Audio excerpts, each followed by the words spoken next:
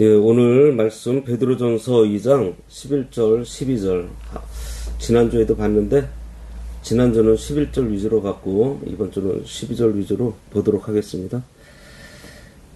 사랑하는 자들아 거류민과 나그네 같은 너희를 권하노니 영혼을 거슬러 싸우는 육체의 정욕을 제어하라.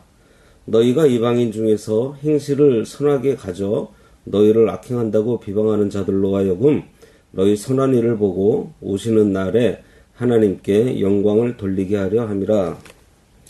오늘 말씀의 제목은 선한 행실로 원수에게 인정받기입니다.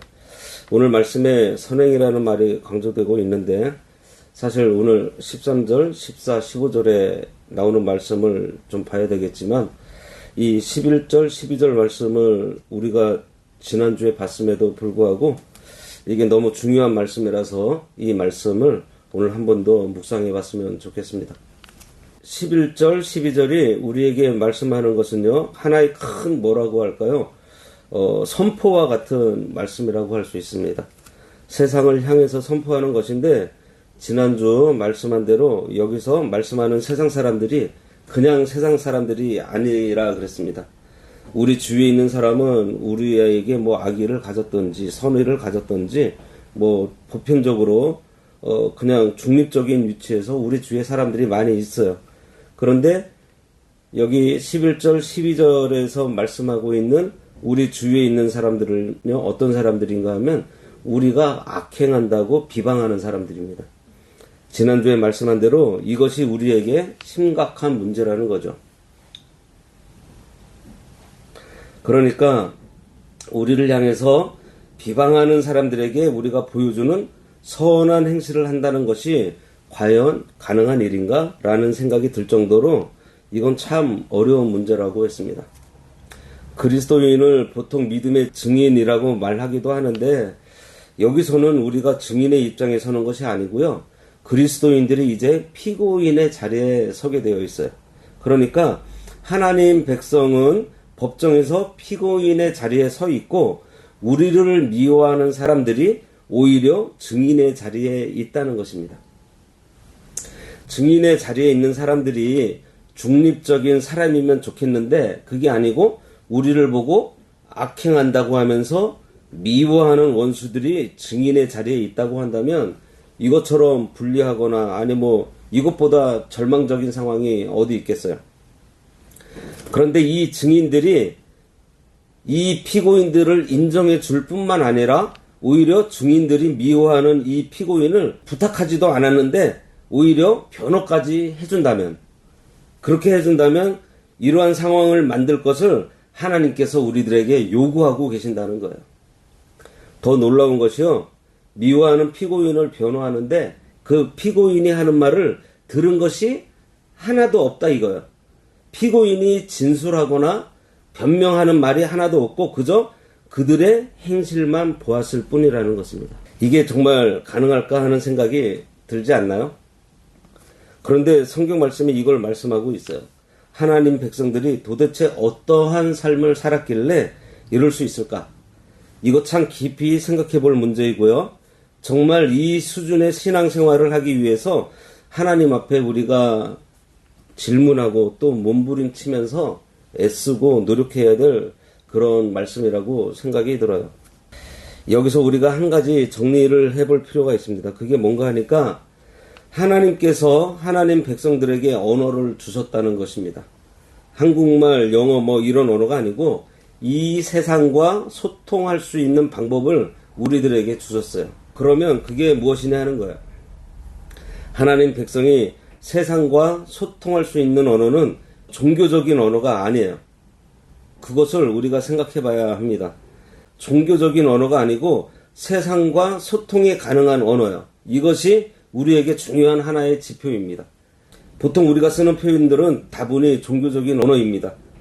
그게 뭔가 하니까 우리가 교회에 가면 우리가 좀 편하게 쓰는 언어가 뭐 있는데 뭐 예를 들면 아마도 뭐 형제님, 자매님 이런 말일 것입니다. 그런데 태어나서 한 번도 교회에 와본 적이 없는 사람이 교회에 와서 그 말을 들었을 때 아마 거기에서 거부감이 좀 있지 않을까 생각이 들어요. 그리고 또 좀 이상해요. 언제 봤다고 나보고 형제냐 뭐 이렇게 부르니 말입니다.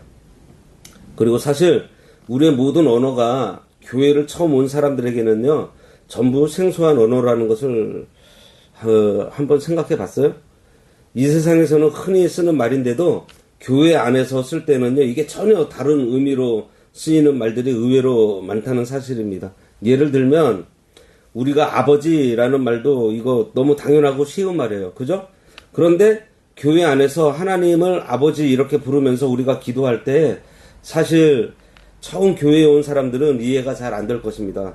예를 들어서 어머니를 전도해서 왔는데 옆에서 기도하면서 자꾸 아버지 그러면은 지금 얘가 누구한테 아버지라고 부르는 거야? 이렇게 생각할 수도 있을 거라는 거죠. 그러니까 종교적인 언어를 가지고 세상 사람들과 우리가 소통을 하려고 할 때는요, 이게 소통이 안 되게 되어 있으니 그 종교적인 언어를 바꾸지 않으면 소통이 안 된다는 거예요. 우리가 믿는 이 기독교는요, 세상 사람들이 볼 때에 윤리적인 느낌을 가질 수밖에 없는데 사실 우리는 그 윤리가 아니죠. 기독교는 윤리가 아니라 윤리보다 더 근본적인 하나님과 우리 사이의 거룩한 관계, 그리고 영적이면서 생명으로 연결되어 있는 이런 것들은 그 성도인 우리에게는 이해가 되지만 믿지 않는 사람들에게 있어서는 영적인 교통, 생명의 말씀 뭐 이런 것들이 그들이 알 수도 없고 그저 윤리적인 언어가 그들의 귀에는 이해가 될 뿐이라는 겁니다. 그래서 우리가 한 가지 꼭 기억을 해야 될 것이 세상과 소통하는 방법은요, 종교적인 언어가 아니라 사실 이걸 우리가 좀 생각해야 되는데 안 믿는 사람들이나 믿는 사람들에게 하나님께서 공통적으로 서로 통할 수 있는 언어를 주셨어요. 그것이 뭔가 하면 양심입니다. 양심의 언어. 안 믿는 사람들도 양심이 있어요. 물론 하나님의 눈으로 보실 때에는 그 양심은 뭐 죽은 양심, 어떤 곳에서는 화임 맞은 양심 이렇게 되겠지만 그래도 하나님께서 이 세상 사람들에게 남겨놓으신 것이 뭔가 하니까 양심이라고 하는 언어가 있다는 것입니다. 하나님 백성들은 이 양심이 살아서 그 범위가 확대되어 있는 사람들이에요. 이 양심이라는 접촉점을 통해서 우리가 세상 사람들과 교통을 하는 것입니다. 고린도전서 10장 29절에 보면 이런 말씀이 있어요. 내가 말한 양심은 너희의 것이 아니요 남의 것이니 어찌하여 내 자유가 남의 양심으로 말미암아 판단을 받으리요. 사도 바울은 내가 말한 양심은 너희 것이 아니요 남의 것이다 이런 말을 하고 있습니다. 이거 참 놀라운 말씀이에요. 우리가 가진 양심이 내 것이 아니라는 거예요. 이게 무슨 이야기예요? 우리가 가진 양심은 우리 것이라고 생각하지 말고 남의 것이라고 생각을 해라 이런 말을 지금 하고 있는 것입니다. 그러니까 우리는 이 양심을 가지고 사람들에게 다가가고 소통을 하는데 철저하게 다른 사람의 눈높이에 이 양심을 마치 내어준 것처럼 우리가 양심을 가지고 소통을 하는데 내 양심이 남의 것인 것처럼 이게 참 어려운 말인 것 같은데요. 쉽게 말하면 이런 거예요. 지금 바울이 여기서 지금 잘 설명하고 있는 건데요. 사도 바울이 고린도전서 10장 이 부분을 얘기하고 있는 이유가 있습니다. 이 예를 든 것은 그리스도인들은 우상의 제물을 먹지 않아요. 그죠? 그런데 바울은 고린도전서 10장 24, 25절에서요. 자기 유익을 구하지 말고 남의 유익을 구하라 이러면서 시장에서 파는 것은 양심을 위해서 묻지 말고 먹으라 이렇게 말을 하고 있습니다. 무슨 말인가 하면 당시에 산당에서 우상에게 절한 우상의 제물을 시장에다 내다 놓고 팔았었어요. 그것을 사면서 이거 우상의 제물이 아니야 이렇게 굳이 묻지 말고 남의 유익을 위해서 먹으라는 것입니다. 하나님께서 만물을 지으실 때 선하게 지으셨고요. 그것들은 다 하나님의 것이고 악한 것이 없어요. 그래서 우상의 제물이라도 그것이 우상의 제물인지 모르고 먹는 것은 괜찮다고 했는데 그것이 바로 앞에 얘기한 29절 말씀을 하기 위한 것입니다. 이어지는 27절, 28절 말씀이 불신자 중에 누가 너희를 청할 때 너희가 가고자 하거든 너희 앞에 차려놓은 것은 무엇이든지 양심을 위하여 묻지 말고 먹으라. 누가 너희에게 이것이 재물이라 말하거든 알게 한 자와 그 양심을 위하여 먹지 말라. 성도가 불신자의 초대를 받았을 때 차려놓은 것을 묻지 말고 먹으라고 했습니다. 그런데 먹는 도중에 누가 이것은 우상의 제물이라고 하면 먹지 말라고 했어요. 그 이유가 말한 사람의 양심에 손해를 주겠기 때문이라고 말하고 있습니다. 이것은 외식하는 것이 아니고요. 내가 가진 양심이 내 것이 아니고 저 사람의 것이라고 생각하라는 것입니다. 믿지 않는 사람들 아니면 믿음이 약한 사람들이 설사 무언가를 잘 모르고 있다고 하더라도 그 사람에게 있어서 유익할 수 있다면 내 양심을 따라 움직이지 말고 그 사람의 마음을 세우고 옆에 있는 사람을 우리가 세워주기 위해서 내 양심을 내가 스스로 주장하지 말라는 거야. 나는 괜찮아. 나는 아무 문제가 없어. 내가 바로 하고 있는 거야. 내가 아무 문제가 없으니까 나는 모든 것을 할 수 있어. 그렇게 하지 않는다는 것입니다.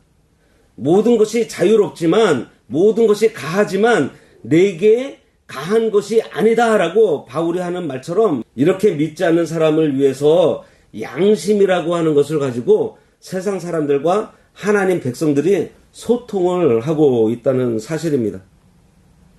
여기서 우리가 가장 중요한 것 한 가지를 마음에 정리해 보는 것이 좋을 것 같아요. 정말 이렇게 할 수 있을까입니다.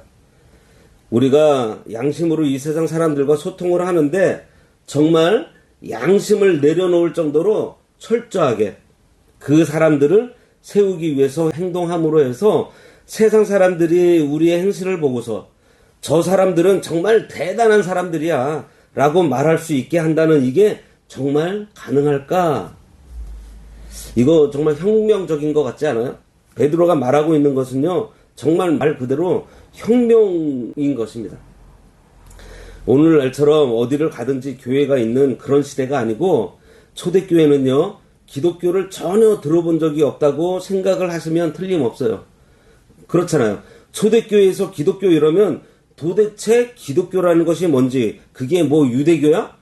뭐 비슷한 것 같은데 하는, 그러니까 정말 아주 극소수의 사람들, 믿는 사람들이 극소수가 있는 이러한 상황에서 베드로가 지금 이 말을 하고 있다는 거예요. 사실은 우리가 입을 열고 기독교가 뭔지 설명을 해도 모자랄 판인데 그렇잖아요. 그런데 여기서 행실을 말하고 있다는 것입니다. 이거는 입을 열어서 전도를 하지 말고 행위로 전도를 해야 된다 이런 뜻이 아니고요. 입을 열어서 우리가 전도를 해야 되지만 우리의 행실을 가지고 소통을 해야 된다는 것입니다. 우리가 전하는 말씀대로 행하는 것을 말해요. 우리가 무엇을 생각해야 되는가 하니 정말 이 정도로 자신감이 나에게 넘칠 수 있을까? 이 생각을 해야 된다는 거예요. 아니 우리의 양심을 아예 다른 사람에게 내어놓는다. 양심의 언어로 다른 사람과 소통할 수 있다는 이 자신감을 가지고 사람들 앞에 설 수 있을 정도라면 이게 도대체 어느 정도의 자신감을 가져야 되죠? 예. 얼마나 부유하기에 오늘 말씀의 결론은 뭔가 하면요. 바로 이 부유함입니다. 부유함. 우리가 도대체 어느 정도로 부유하고 어느 정도로 자신감이 넘치기에 이 정도로 할 수 있을까? 이거예요. 그동안 참 많은 세일즈맨들을 봤는데요. 이 세일즈에 있어서 정말 존경스러운 사람이 있는가 하면 좀 별로다 하는 생각이 드는 사람들이 있습니다. 별로다 하는 경우는요. 어떤 경우인가 하면 그냥 막 매달리면서 그냥 매달리는 사람이 있어요. 주구장창. 그런데 존경스러운 사람은요. 어떤 사람인가 하면 별로 말을 하지 않아요. 그리고 자신감이 넘칩니다. 그리고 당신이 이걸 우리와 계약을 안 하면 당신이 굉장히 손해를 보게 될 거야 라는 인상을 줘요. 그래서 그런 인상을 주는 사람들은요. 내가 먼저 연락을 하게 되어 있습니다. 저 사람이 가진 것은 얼마나 대단하게 저렇게 당당하고 자신감이 넘치지. 영어로 파스처라 그러는데 그 자세죠. 자세. 그 사람에게 나타나는 그 풍겨 나오는 그 자세, 자신감, 당당함. 그래서 베드로전서 그 나중에 3장 15절에 보면요. 세상이 너희에게 소망에 관한 이유를 물을 때 너희들이 대답할 것을 준비하라, 이런 말씀이 있습니다. 우리가 이야기를 하고 전도를 해야 되지만 세상 사람들이 우리를 향해서 묻는다니까요. 네. 도대체 우리가 어떤 모습을 보여줬길래 사람들이 너무너무 궁금하게 생각해서 세상 사람들이 오히려 우리에게 묻게 되냐, 이 말입니다.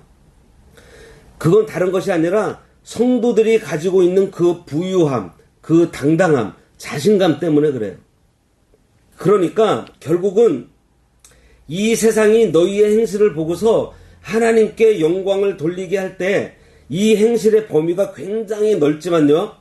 이 행실의 핵심은 어디에 있는가 봐야 하는가 하니 그 행실이 윤리적으로 옳은 것이지만 그 행실이 보여주는 넘치는 부유함, 그리고 넘치는 자신감, 내가 가진 것이 최고다라고 하는 그 자신감, 내가 가진 것이 이것이 이 세상에는 다른 데 어디서도 찾아볼 수 없는 진짜 나에게만 있다고 하는 그 자신감, 이거를 얘기를 하는 거예요. 그게 우리 그리스도인들의 몸에서 나타난다는 것이죠. 돈 주고 살 수 없는 것이라고 하는 그 마음의 그 부유함, 그걸 사람들이 엿보고 있다는 거예요. 거기서 나오는 행실입니다. 여기서 행실이라고 하는 것은요, 선한 행실이지만 그 선한 행실의 밑바닥에는 이 자신감이 있고 부유함이 있습니다. 저 사람 속에 어마어마한 좋은 것이 있나 보네. 예? 저 사람은 뭔지 모르게 어마어마하게 부유한 사람 같아. 그래서 내가 먼저 물어보지 않으면 오히려 내가 손해볼 것 같은 그런 느낌. 그래서 하나님 백성들이 이 세상에서 양심의 언어를 가지고 소통을 하되 우리가 이 세상에 보여주는 양심의 언어 속에는요, 이 세상 사람들 어디에서도 찾아볼 수 없는 매력이 있는데 그 매력이 뭔가 하니까 부유함이다, 이거예요. 자신감, 이겁니다. 그저 옳은 정도가 아니고요, 옳은 것에서 더 나아가서 풍요로움. 저 사람은 모든 것을 다 가진 것 같아. 저 사람은 이 세상에서 꿀릴 것이 없는 사람 같아. 내가 보기에 뭔가 이렇게 대단한 그렇게 부자도 아닌 것 같은데 저 사람에게는 뭔가 풍성한 게 있어. 고린도후서 6장 10절을 한번 읽고 마치겠는데요. 근심하는 자 같으나 우리는 항상 기뻐하고 우리는 가난한 자 같으나 많은 사람을 부유하게 하고 우리는 아무것도 없는 자 같으나 모든 것을 가진 자로다.